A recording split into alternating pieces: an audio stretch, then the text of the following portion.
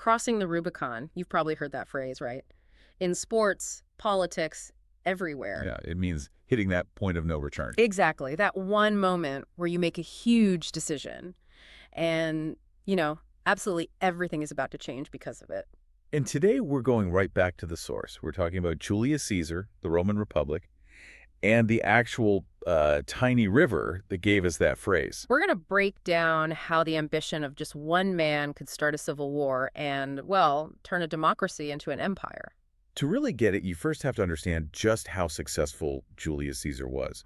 I mean, he wasn't just another general. No, he's brilliant. He spent something like 10 years conquering Gaul, which Right. is basically modern-day France for Rome. And that campaign was the key to everything. It brought him a massive amount of personal wealth. But even more important than the money was the loyalty of his soldiers, his legions. These weren't just troops. They were hardened veterans who were loyal to him, not to some politicians back in the Senate. And that made him a huge celebrity back in Rome, especially with the common people. He shared his money, he put on these amazing public games, and he promised reforms. Things like land for soldiers, right? Stuffed the regular government, the Senate just kept blocking. Exactly. So the people loved him, but all that power and popularity, it absolutely terrified the traditional leaders in the Senate. Okay, I want to pause on that. Why were they so scared? Rome had successful generals all the time. Was it just jealousy? It was way more than that. It was a fundamental threat to their whole system.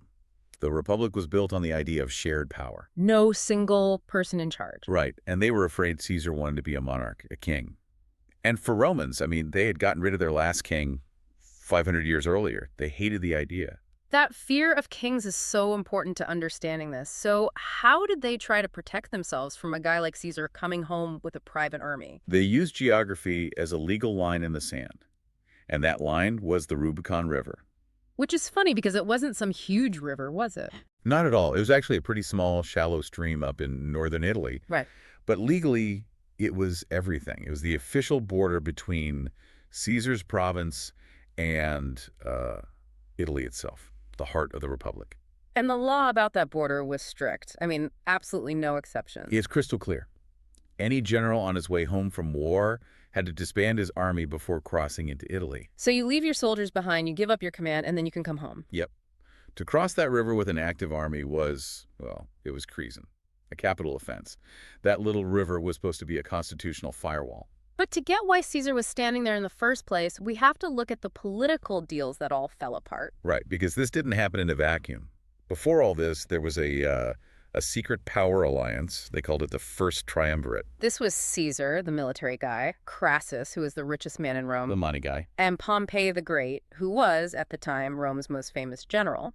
And the three of them basically agreed to run Rome behind the scenes. They pooled all their influence to get whatever they wanted, and the Senate couldn't really stop them. But here's the catch. That kind of alliance is super unstable. It needed all three of them to keep the balance. And then Crassus dies. He's killed in a military campaign, and just like that, the balance is gone. Suddenly, it's just the two military giants left, Caesar and Pompey. And they go from being partners to, well, rivals. Direct rivals for the future of Rome, and the Senate sees its chance. They decide to back Pompey. But why him? I mean, he was a powerful general, too. Why did they see him as the safer bet?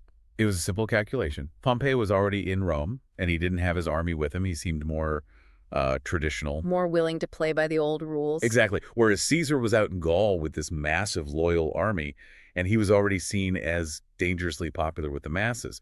Pompey was the lesser of two evils in their eyes. So the Senate, with Pompey's support, decides to corner Caesar. They send him an ultimatum. And it was non-negotiable. They ordered him to immediately give up his command, disband his legions, and come back to Rome. But not as a general.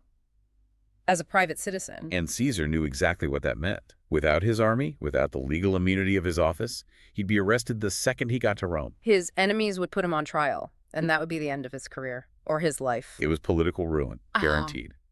But if you refused their order, he'd instantly be declared an enemy of the state. He's completely trapped. Was there any room for a compromise? He tried. Caesar actually offered to give up most of his army if Pompey also gave up his command. Kind of a mutual disarmament. But they said no. He said no. They wanted his unconditional surrender. And that's when Caesar knew this wasn't about saving the Republic. It was about destroying him. Which brings us to that moment. January 49 BCE.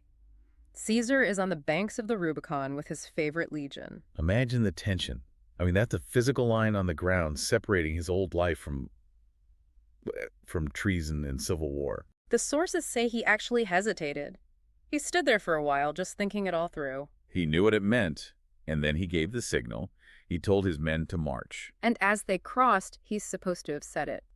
The die is cast. Yeah, like throwing dice in a game. Once they're thrown, you can't take it back. The outcome is left to fate. The decision was made. And just like that, the entire Roman world is plunged into a massive civil war. And Caesar's true genius here was speed. He moved so fast, capturing city after city in Italy before Pompey and the Senate could even organize a proper defense. They were caught completely off guard. Pompey and a lot of the senators actually had to abandon Rome. They fled across the sea to Greece to try and raise a bigger army. Which was a smart move for them, but it meant Caesar immediately controlled Italy, the heart of the empire. Yeah. But the final showdown was still to come. The Battle of Pharsalus in Greece. Pompey had more soldiers, a better supply line. He should have won. But Caesar's troops were just tougher, more experienced, and incredibly motivated. And Caesar used this brilliant tactic, right? Oh, it was genius. Pompey planned to win by using his superior cavalry to hit Caesar's flank. Caesar predicted this, so he hit a small group of his best infantry in reserve. Like a secret weapon. Exactly. When Pompey's cavalry charged, Caesar's hidden troops suddenly attacked them head-on. It caused total chaos, the cavalry fled, and the rest of Pompey's army just crumbled. It was a complete rout. So Pompey escapes and flees to Egypt, thinking he'll be safe there. But he's betrayed. The advisors to the Egyptian king have him killed, thinking it'll get them on Caesar's good side. And what's so incredible is that when Caesar gets there and they present him with Pompey's head, He doesn't celebrate. The sources say he wept. He was horrified that his former ally, his son-in-law, had met such a grim end. so with Pompey gone, Caesar sails back to Rome, and the Senate, which is now terrified of him, basically gives him whatever he wants. They shower him with honors, but the big one was the title, Dictator Perpetua. Dictator for life. And he used that absolute power to start making huge changes. One of the most famous is something we still use every day. The calendar. Yep. He created the Julian calendar. It fixed the old messy Roman one, and it's the basis for the calendar system we use all over the world today. But his other reforms were much more political. Very political. He gave Roman citizenship to people in the provinces who had supported him. This diluted the power of the old Roman aristocrats. He also started all these public construction projects, which created jobs for the poor and kept them loyal to him, not the Senate. But while the people loved him, the old ruling class saw him acting more and more like a king. He started wearing purple robes all the time, sitting on a golden throne. And for them, that was the ultimate red flag. That was the proof they needed, that the Republic was truly dead as long as he was alive. So a group of senators, they start plotting in secret. They call themselves the Liberators. And this group included men Caesar had pardoned, even people he considered friends, like Brutus. They decided to act on the ides of March 15th, 44 BCE. Caesar was warned. People told him not to go to the Senate that day. But he went anyway, and he dismissed his bodyguards.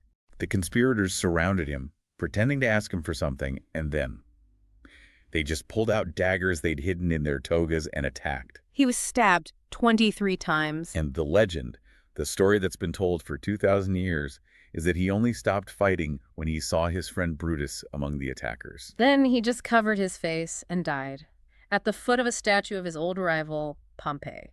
The assassins thought the city would erupt in cheers, that they'd be celebrated as heroes, but it was the opposite. The city went silent. People were scared, confused. The chaos they wanted to prevent, they had just unleashed. And into that power vacuum stepped two key people, Caesar's top general, Mark Antony, and his adopted son and heir, a teenager named Octavian. At Caesar's funeral, Antony gives this incredible speech showing the crowd Caesar's bloody toga, reading from his will where he left money to every citizen. And it worked.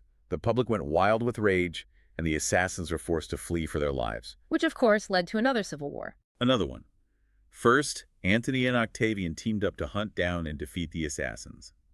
But after that, well, they turned on each other. And in that final power struggle, the young, clever Octavian came out on top.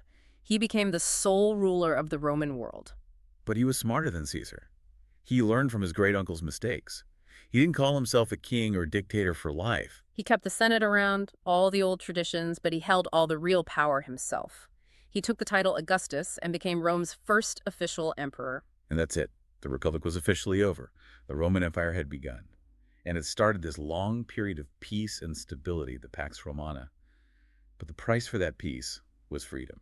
So why does the story from 2,000 years ago still matter? I think it's because it's a lesson in what happens when political systems break down. It shows what can happen when people lose faith in their own government, when the rules no longer seem to apply to everyone. The people who designed modern governments, like the one in the United States, they studied this exact story.